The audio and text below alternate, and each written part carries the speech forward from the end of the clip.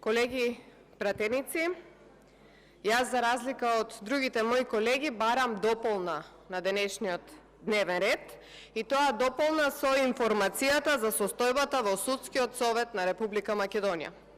Ова информација пратеничката група на ВМРО-ДПМН и коалицијата ја поднесе пред 6 дена во собранието. За жал, до денес не беше ставена на денешниот дневен ред и поради итноста и ургентноста на состојбата во Судскиот совет, бараме оваа грешка да биде исправена и оваа точка да биде ставена на дневен ред и ваквата информација да се стави на расправа итно на пленарна седница во собранието. Сметам дека е доволно елитните стручни соработници да управуваат со судскиот систем во Република Македонија и впрочем сметам дека сите треба да ставиме крај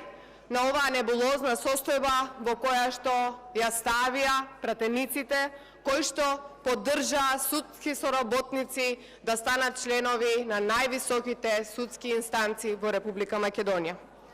Бидејќи цела оваа ситуација во Судскиот совет е многу конфузна, затоа што има неразчистени ситуации, како давање на оставки од досега неразјаснети причини на претходната председателка,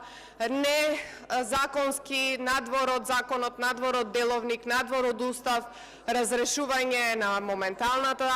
председателка на Судскиот совет. Исто така и сведоци сме дека во текот на вчерашниот ден имаше исклучување на јавноста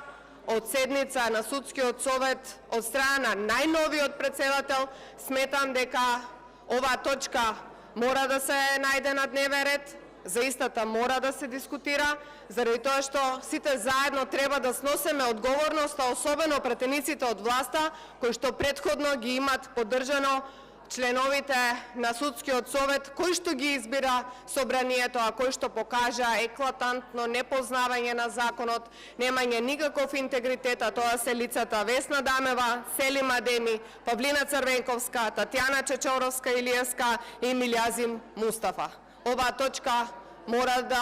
точка мора да разговараме доколку има некаква волја од страна на владеачкото мнозинство да се воспостави одреден ред,